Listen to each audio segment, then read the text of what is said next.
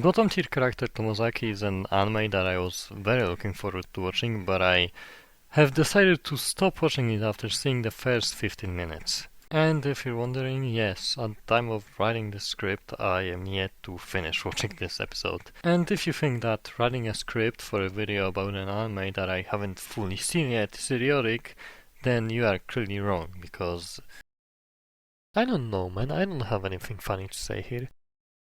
Anyways, bottom tier character Tomozaki is about, you will never guess it, Tomozaki. And Tomozaki is one of us, if you know what I mean. He's a gamer. And he's a loser, let's go! Another relatable character in the bag. Oh wait, no, he's actually good at video games.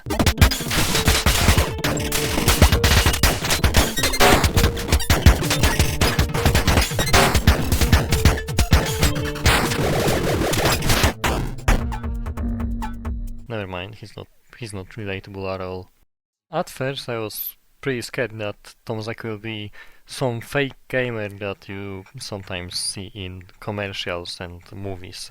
You probably know what I'm talking about. Some guy sits in front of his TV and he just swings his controller around and presses random buttons. But it's definitely not the case this time, because Tomozaki has so much gamer energy inside him that he probably sets racial slurs off screen. In the very first scene, he's on the brink of throwing a tantrum because Chainsaw Man, Nakamura, insults his favorite game. 負けたのをゲームのせいにするなんてゲーマーとして一番の恥だろ。努力も反省もしないで。キャラ逆でも勝てるし。じゃあやるか、キャラ変えて。その代わり、俺が勝ったらちゃんと認めろよ。分かってるよ。ちゃんとお前の実力を認める。だけじゃなくて。アタファミのことクソゲーって言ったよな。Honestly, if that's not gamer behavior, then I don't know what is. After beating Nakamura in a duel, Tomozaki goes on a rant about how the world is unfair, everyone around him just got lucky at birth, how some people are born better, and how life is just a bad, unbalanced game. I really wanted to make a joke about Conway's game of life here, but I couldn't come up with anything smart, so you just have to pretend that I said something really funny, okay?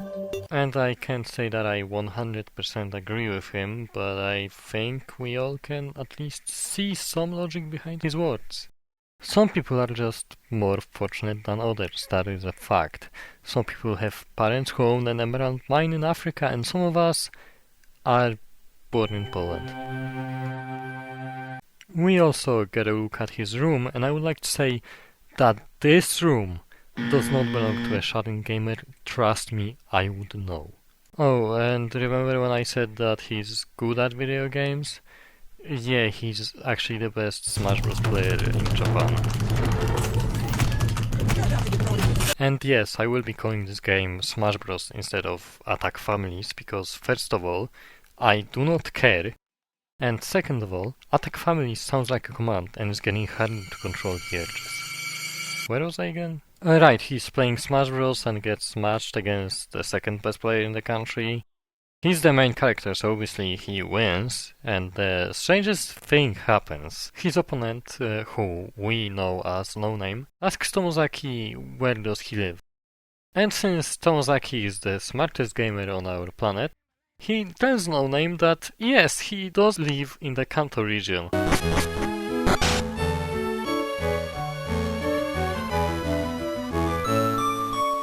Holy shit, is that Charmander? It's Pikachu! I swear to God, this motherfucker has no sense of self-preservation. One day he'll get brutally murdered and no one will care because he has no friends. However, I do think that he deserves some credit for taking this risk despite being a shut-in who hates everyone around him. I think it just shows that in spite of his hate towards other people, deep down he's just lonely and wants a friend, and he's ready to risk a very shameful death to find that one friend. Not a very good gamble in my opinion, but what do I know? I never died before. Next we get a very short scene that introduces us to Hinami.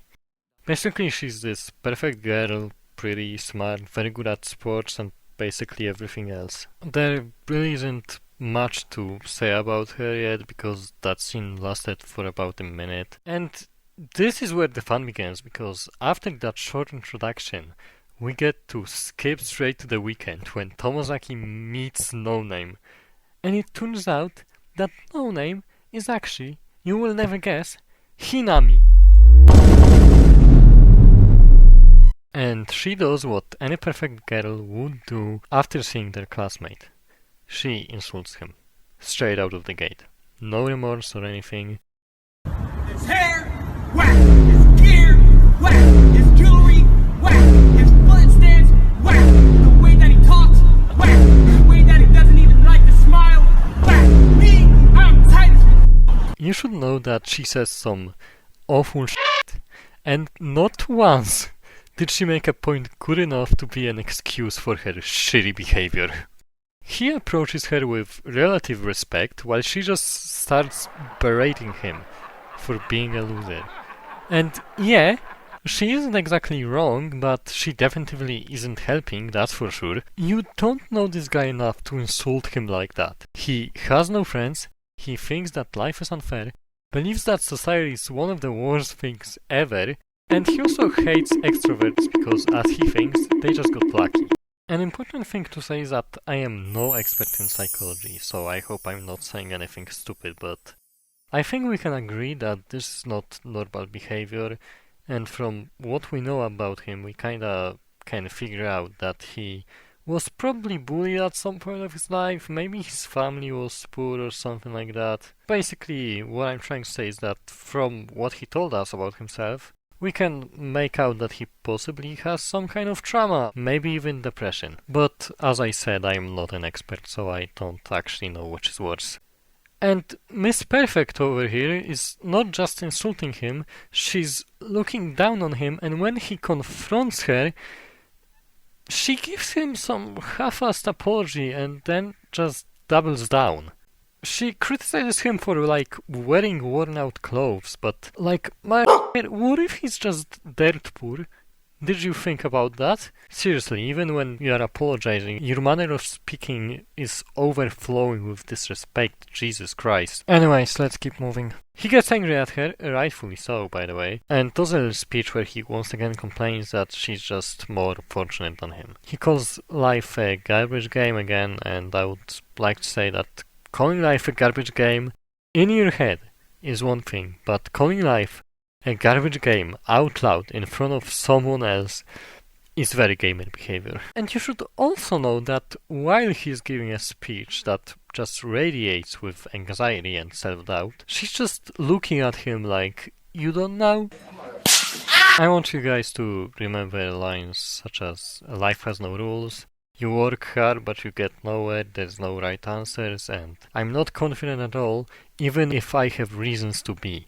Anyways, they argue some more, yada yada. They argue so hard that she ends up bringing Tomozaki to her house. Weird, but okay. And like a true gamer, he's freaking out because, as we all know, gamers do not have a lot of contact with the opposite gender. Name a woman. Name a woman? Yeah. Number 4. Commander Shepard. Mass Effect series. What happens next is genuinely hard to write about because of how idiotic that scene is. Tomozaki is sitting in Hinami's room while she's in a different room taking off her makeup. And she's like, see? Without makeup I look completely different and not as attractive as I was before, right? You're ugly.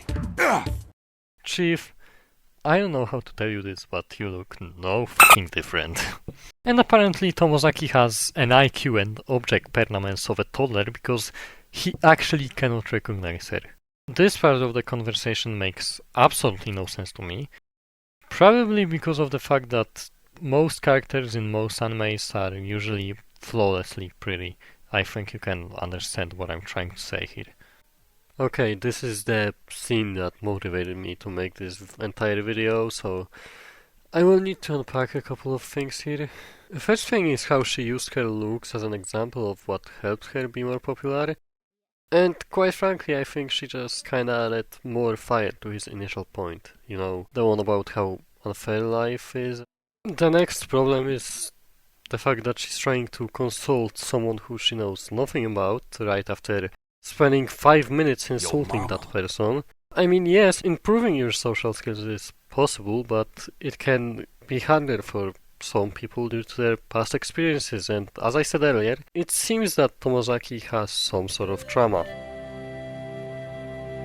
Hinami seems to exhibit some sort of survivor bias where she just thinks, if I succeeded, then my method will work for everyone else, and if they don't succeed, then they just aren't trying hard enough.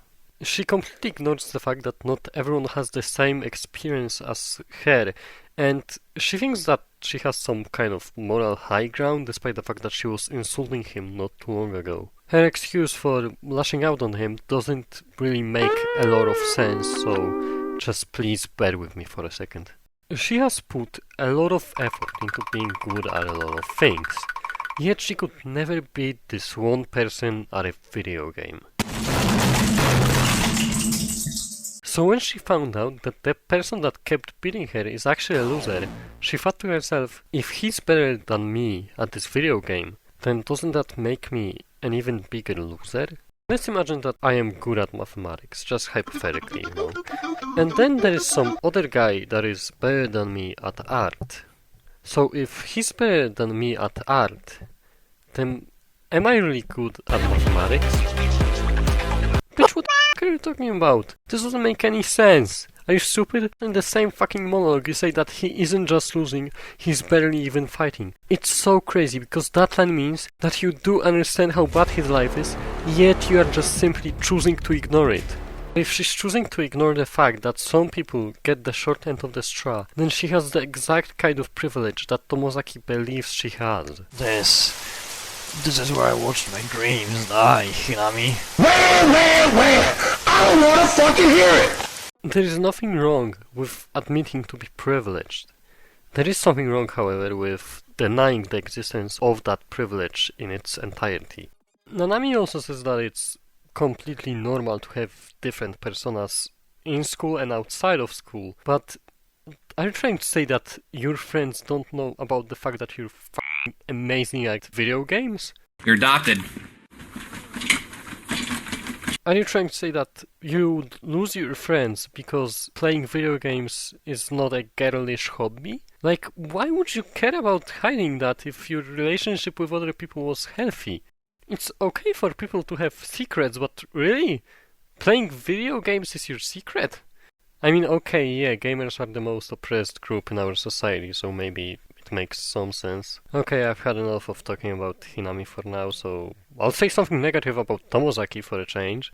The turning point of this episode for me is when Tomozaki asks his oppressor how good the game of life is, and when she initially says that life is the best game ever, he's disappointed and again starts an internal monologue about how bad life is. But then she says that Smash Bros is actually tied with life for first place, and now might be the right time for me to explain something.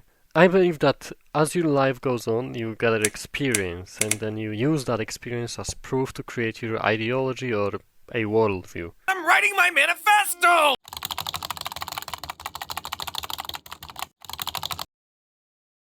And if you follow your ideology for a very, very long time, your belief in that system will get more and more reinforced, to the point where you might even develop some form of bias.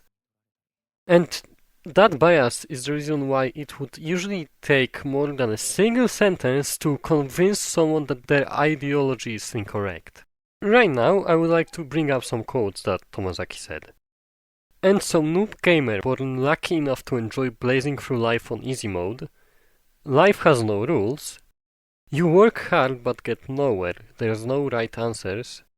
I'm not confident at all, even if I have reason to be. Those are just some of the lines which prove that Tomozaki has some experience that would make him believe that life is really unfair. But as soon as she says that life is just as good as Smash Bros, he just goes, you know what? You're right. Maybe life isn't so bad. He immediately starts acting as if he was completely unfamiliar with the idea of life. I spent this entire freaking video defending this man, saying stuff like, maybe he's traumatized, maybe he has depression, And as soon as someone puts the tiniest bit of pressure on his ideology, he's ready to throw it out of the window. I was defending him, because this entire time I thought that in his past he at least tried to do better. But this scene makes it look like he isn't really depressed or anything, he just never even tried to be social, and his dislike of everything around him just simply came out of nowhere. He never even tried! He never did anything, and now I feel like a fool for defending him! You're a fucking disappointment. Hinami agreed to teach Tomozaki the rules of life or whatever, so they went to a restaurant. She gives him a face mask and tells him to practice smiling while wearing it. Anon, can you please wear a mask? I don't care about COVID-19. You're just really ugly and I don't want to see your face. Thanks. I don't feel like I'm gonna throw up, but the fact I had to see your face to begin with still makes me feel awful. Ugh. I didn't know anyone could be that ugly. I mean, it's not a bad advice, I guess. He later comes home and starts smiling in front of a mirror, that's good. And his sister, upon seeing him, immediately calls him a f***ing creep. Motherfucker, why didn't you mention that? Maybe if you told Hinami that your sister verbally abuses you on a daily basis, she would show you some compassion. From now on, nothing bad happens. Naomi gives him some valid advice at school and gives him a bunch of goals to achieve. And one of those goals is to find a girlfriend. Huh? I understand that this is a romance anime, you know, but come on. That's pretty out there. Don't you think that you should, like, give him something easier first? I understand that it's not like a one-day thing. He's supposed to achieve that within a year or something, but come on. Give him a break. I really do hope that he gets better by the end of the series, but right now, I'm so tired from writing about this episode, to be honest. I wanted to, like, make a segment where I analyze a lot of lines that both of those idiots said, but I am too tired to do that, so I won't be doing that. My siblings are f***ed up. Oh, are they here, or can you talk freely? They don't leave the house. They don't leave the house. Okay. I knew it! There was something! They're shut-ins. Are you helping? You like leaving some snacks out the door? I use the tough love approach, use your losers, girls.